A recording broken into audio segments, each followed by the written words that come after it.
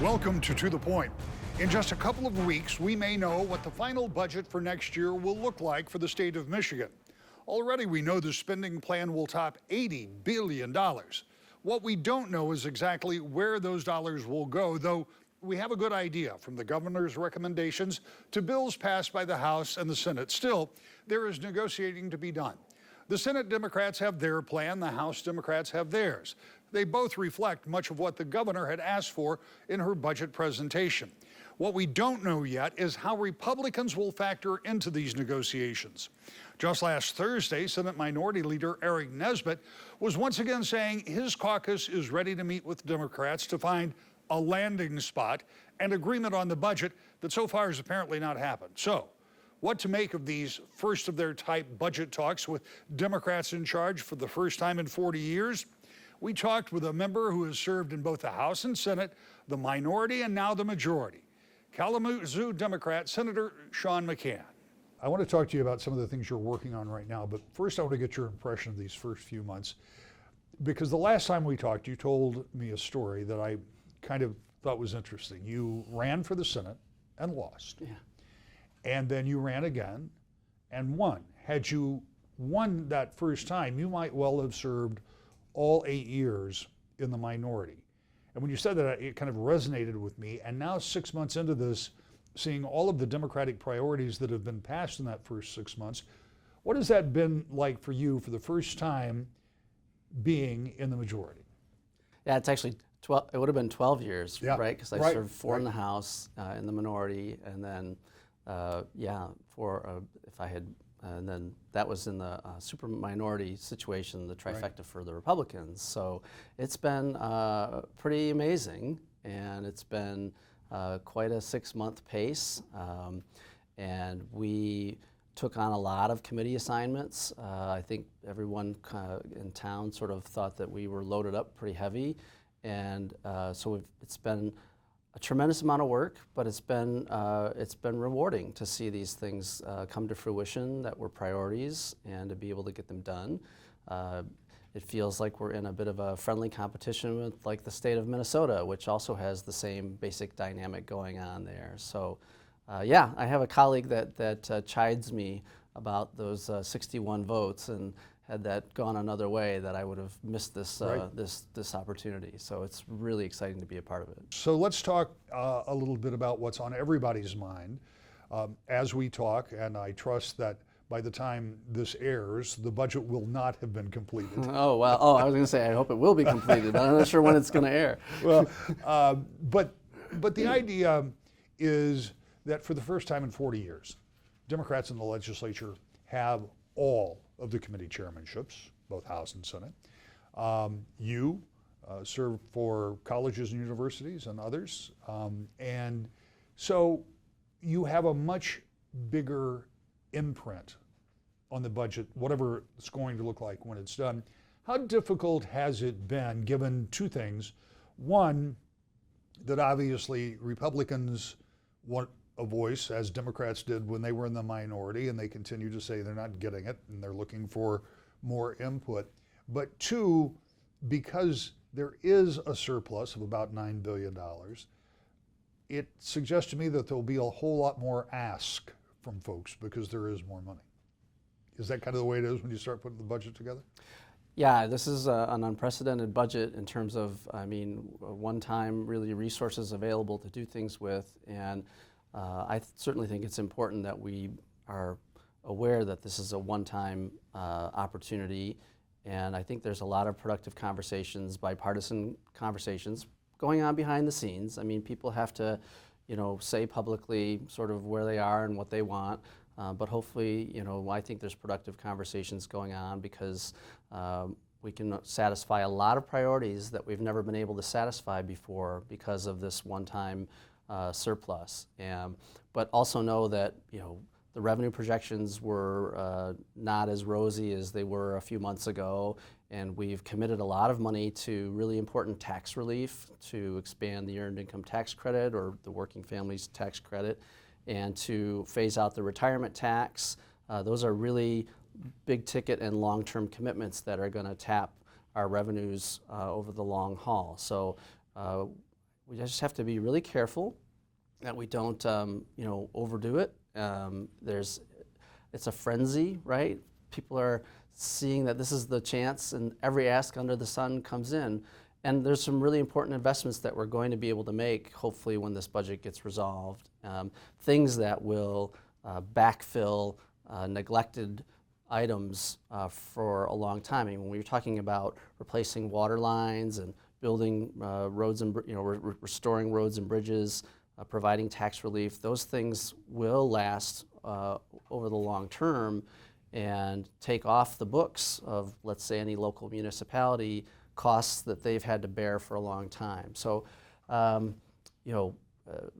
there's still checks and balances. The Republicans have the ability to provide immediate effect or not in the Senate. As you know, this gets kind of into the weeds, but and that I think is good to produce still a bipartisan conversation that hopefully gives us good outcomes at the end of the day. You talk about getting in the weeds, and you're right. I've been for weeks, perhaps months now, trying to explain immediate effect. It is generally something that only matters to the folks sitting on the Senate floor. Over in the House, it is just gavelled through in the Senate.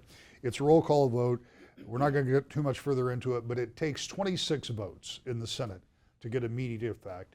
If something doesn't get immediate effect, it doesn't go into effect until 90 days after the body adjourns. Mm-hmm. And for the budget, for example, those have to be in place October 1st, so that wouldn't work unless there was an early adjournment, and that creates a whole nother interesting conversation that hopefully we won't have to have as this process moves forward. But also schools rely on the budgets hopefully starting July 1. And, when their fiscal year begins. That's a piece of it too. Yeah, absolutely. Now, let's talk about what you were just talking about, and something that I have also talked to a lot of your colleagues about, and that's sustainability. This budget is going to be $81 billion maybe when it's all done. If you factor in that $9 billion and perhaps $3 billion that the Revenue Estimating Conference, I mean, you may be looking at a $12 billion difference, understanding that that $9 billion, I think universally from everyone I've spoken to, will be used for one time. That will not be a recurring thing that you have to come up with the money for. Still, from this year to next year, the budget could be a whole different animal, couldn't it? I mean, we'll sort of see what the final outcome is, but I think, again, people, at least my outlook is to be prudent. And for example, you do have a deposit into the rainy day fund, for example, and that budget stabilization fund, as we call it, is going to be well funded. So, should things get bumpy in a couple of years, that's the backstop that you have for exactly that purpose. So one-time money for one-time purposes, and then really being smart about projecting the ongoing commitments that you're making, and understanding that, I mean, there's even this question about whether this income tax rollback is permanent or one-time, and that's probably going to go to the courts, and that's something that we've got to keep in the back of our mind, that might be a price tag or not to pay down the road as well. So hopefully we're going to not, be foolish. We're going to be prudent and understand that we've got to be in a stable place for years to come. The budget is really the primary responsibility of the legislature, but you do lots of other things. And one that caught my eye recently, and we were talking about it in one of our editorial meetings, is that you have sponsored, introduced, and passed in the Senate a bill that would allow, if I understand it, if I explain this wrong, you'll correct me, sporting facilities on universities to obtain a liquor license, which, if I understand this correctly, some places do it on a event-by-event basis, and your bill would allow them to have a more permanent, regular liquor license. Is that pretty close? Yeah, that's right. It's going to be an ability to have basically 100 athletic events. The main piece of it is 100 athletic events at different venues that each institution decides where to use those 100 opportunities per year at. So you figure that covers your football games, your basketball games, your hockey games, and maybe some other, depending on what the institution chooses to do, they might say, well, we don't have hockey, but we're going to do baseball and softball. So this is a way to, get beyond the one-time special event requests, and it's a way to expand the opportunity to serve beer and wine to fans beyond the box suites and the VIP places. And that goes to the House. Have you talked to your colleagues there, or do you think you have support there? I hope so.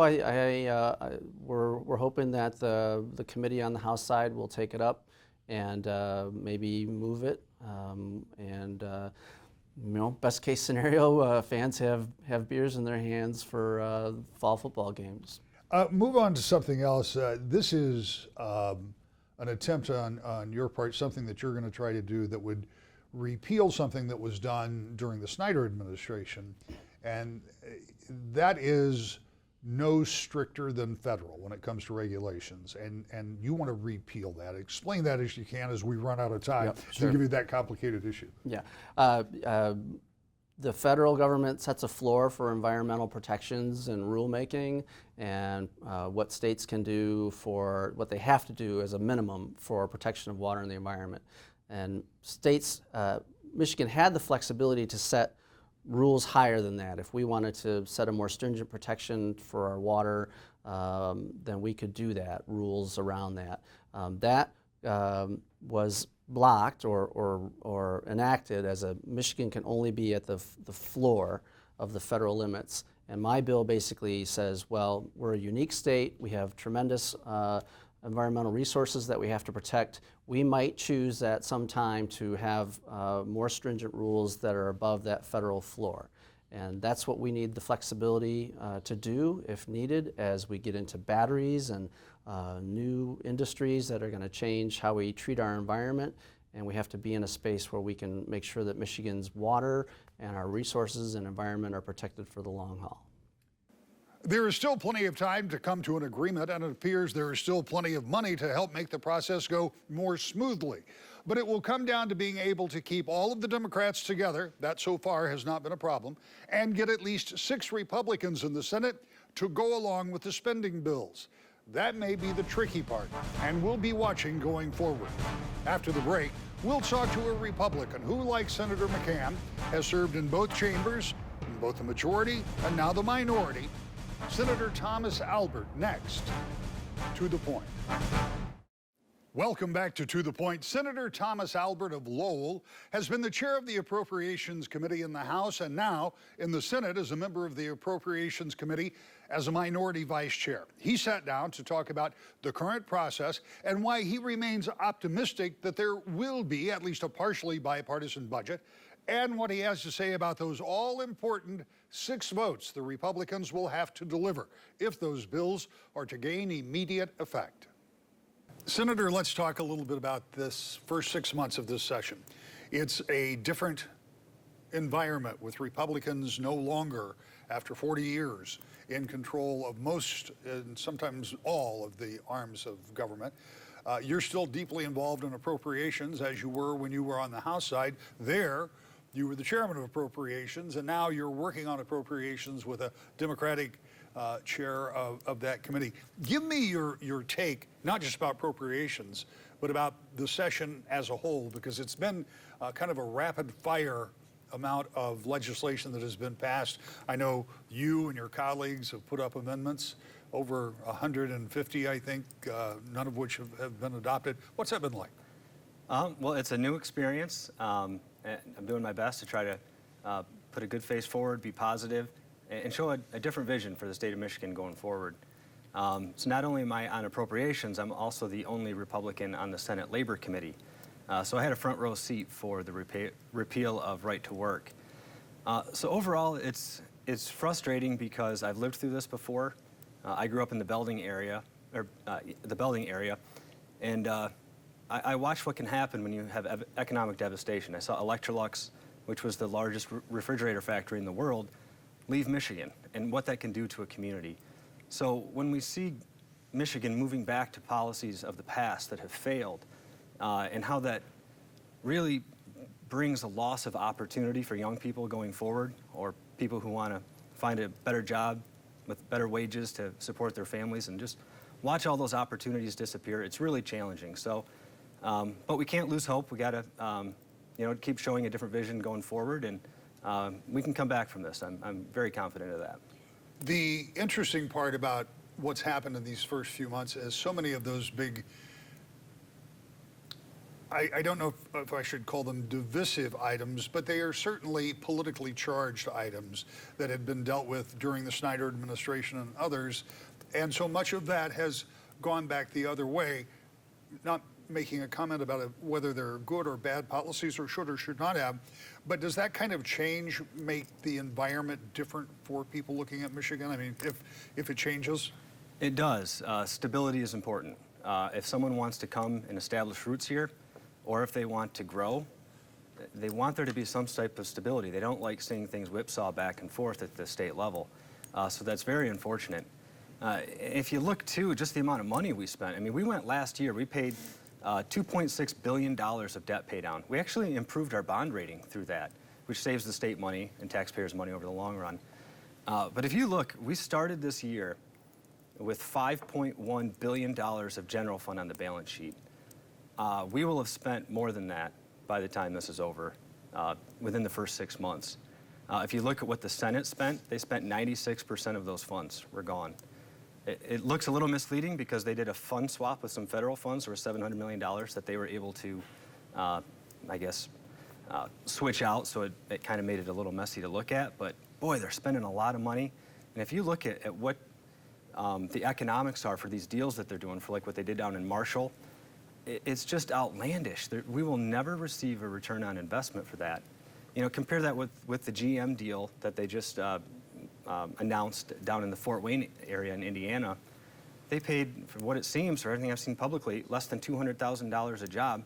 For the Marshall area, it was, from what I've seen, over $680,000 a job. So they're just not being very prudent with taxpayer dollars.